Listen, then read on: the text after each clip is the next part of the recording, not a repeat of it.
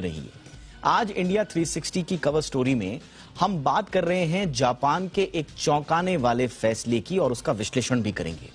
Japan जो पूरी दुनिया में अपनी अनोखी सभ्यता और शिष्टाचार के लिए जाना जाता है, जहां घरों के भीतर जूते चप्पल ले जाना पाप माना जाता है, जहां किसी के साथ होटल में खाने के बाद बेड्स यानी कि आधे आधे खर्च का अनिवार्य सिद्धांत है, जहां झरनों झीलों में लोग अच्छी तरह से नहाकर ही उतरते हैं ताकि प्राकृतिक स्रोत गंदे ना हो जाएं, जहां सार्वजनिक स्थानों पर थूकना तो दूर, नाक साफ करना और छींकना भी असभ्यता माना जाता है, जहां अपनों से लेकर अजनबियों को धन्यवाद कहने के लिए तोहफे देने का त्योहार यानी कि ओसीबो और ओचिगन मनाया जाता है। ऐसे नितांत शिष्ट और सभ्य जापान की सरकार का एक फैसला पूरी दुनिया को चौंका रहा है। यह फैसला है आम जनता से ज्यादा शराब पीने की अपील का। जी हां, चौंकिए मत, क्योंकि ये कहानी अभी शुरू हुई है। दरअसल जापान में शराब यानी कि अल्कोहल की खपत गिरने से राजस्व में गिरावट आ गई है। ऐसे में वहां की सरकार की चिंता बढ़ गई है और इसीलिए वो लोगों को शराब पीने के लिए प्रोत्साहित कर रही है, खासतौर से युवाओं को। मुझे कहने में और आपको सुनने में शायद ये और अजीब लगे, लेकिन नागरिकों को ज्यादा से ज्यादा शराब पीने के लिए प्रोत्साहित करने के लिए जापानी सरकार ने एक राष्ट्रव्यापी प्रतियोगिता शुरू की है, कैंपेन। इस कैंपेन का नाम है द सेक वीवा। सेक वहां की लोकल वाइन है। जापान की राष्ट्रीय कर एजेंसी की ओर से चलाई जा रही इस प्रतियोगिता में 20 से 39 साल के लोगों को एक अजीबोगरीब काम करना है। इन युवाओं को ऐसे आइडियाज लेकर आने हैं, ऐसे प्रपोजल्स लेके आने हैं जिससे जापान में शराब की लोकप्रियता फिर से वापस आ जाए। यह प्रतियोगिता 9 सितंबर तक चलेगी। इस प्रतियोगिता में प्रतिभागियों को न सिर्फ नए प्रोडक्ट को बल्कि पुराने प्रोडक्ट की भी खपत बढ़ाने का प्रस्ताव लेकर आने को कहा गया है। यही नहीं, इस प्रतियोगिता में घर पर पीने के ट्रेंड को फिर से जिंदा करने की बात कही जा रही है। जापान के इस फैसले से पूरी दुनिया चौंकी हुई है। जापान की टैक्स एजेंसी एनटीए चौंकी हुई दुनिया को शांत करने के लिए कुछ आंकड़े स्थानीय मीडिया में देखती है।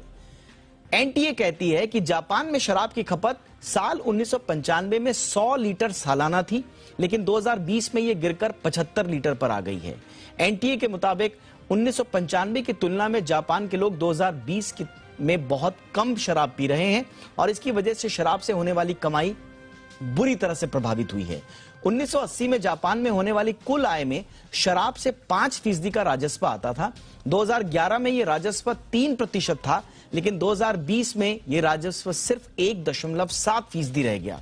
जापान का पहले से ही 290 बिलियन पाउंड के घाटे में है और 1980 की तुलना में राजस्व में 110 बिलियन पाउंड से ज्यादा का घाटा झेलना जापान को भारी पड़ रहा है।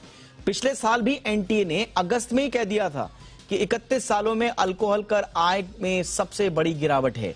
यही नहीं, जापान 2020 में प्रति व्यक्ति बियर की खपत जापान में 55 बोतलें थी, जो लगातार घट रही है।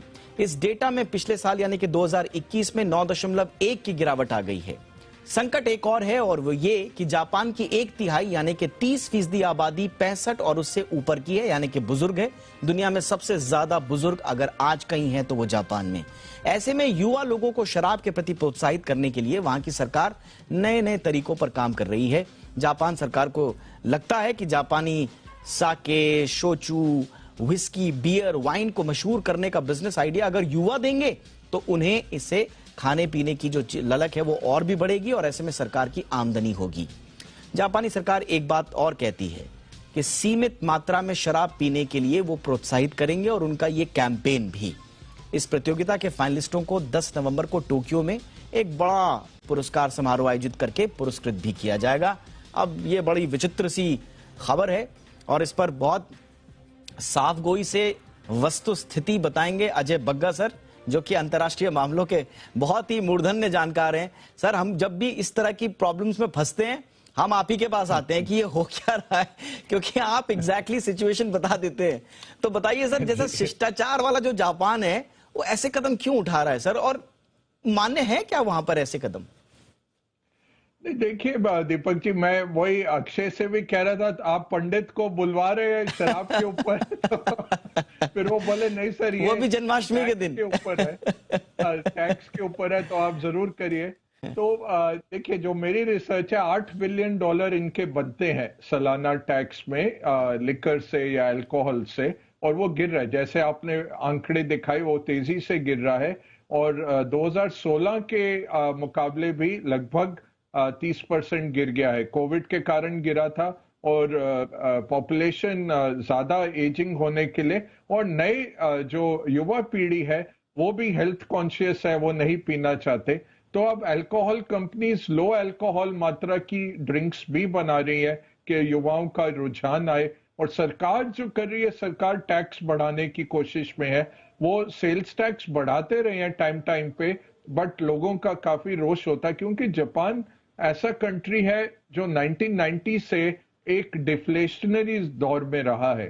तो जो भी ग्रोथ रही है वो फिस्कल डेफिसिट से रही है, और उसके कारण आज देखें, अगर आप डेट टू जीडीपी 266% है। भारत का जैसे 85% हमारा डेट है जीडीपी का, जापान का 266%, लगभग 3 गुना हमसे ज्यादा है। तो सरकार के पास रिसोर्सेज नहीं है, वो रिसोर्सेज खोजते रहते हैं।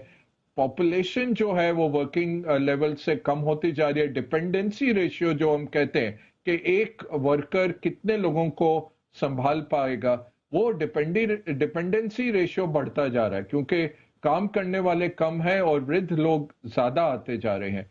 तो सरकार की कोशिश यही है, किसी भी तरह टैक्स बढ़ाया जाए।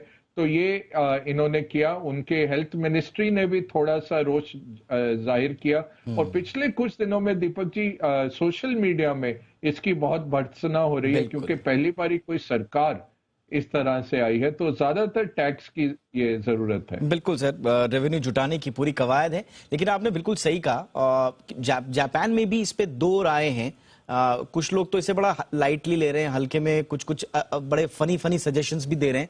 लेकिन ज्यादातर लोग जो है वो बहुत गुस्से में है। वो कह रहे हैं कि ये आप क्या कर रहे हो, और आप कैसे एक देश की सरकार जो है अपने युवाओं को कह सकती है कि आप शराब पीजिए या शराब ज्यादा से ज्यादा खपत हो, उसके नए आइडियाज लेकर आइए। तो बड़ा वियर्ड सा ये फैसला है जापान का। पूरी दुनिया चौंकी हुई है। आई एम श्योर जापान इसका कोई ना कोई जस्टिफिकेशन लेकर आएगा। और शराब पीना स्वास्थ्य के लिए हानिकारक तो है ही, देश की अर्थव्यवस्था के लिए जो बाद में इसके हानि आते हैं वो अलग है। तो कोई देश अगर ये सोचे कि हम शराब पीकर अर्थव्यवस्था को आगे बढ़ा लेंगे, मैं कोई अर्थशास्त्री तो नहीं हूं, लेकिन मेरा गट फीलिंग ये कहता है कि वो बहुत बड़ी गलतफहमी में है। तो मुझे लगता है कि इस गलतफहमी का अंदाजा जापान को भी एक न एक दिन जरूर होगा। बहरहाल, इसका विश्लेषण किया आपने सर अर्थव्यवस्था के आयामों से। बहुत बहुत शुक्रिया आपका। Thank you so much sir.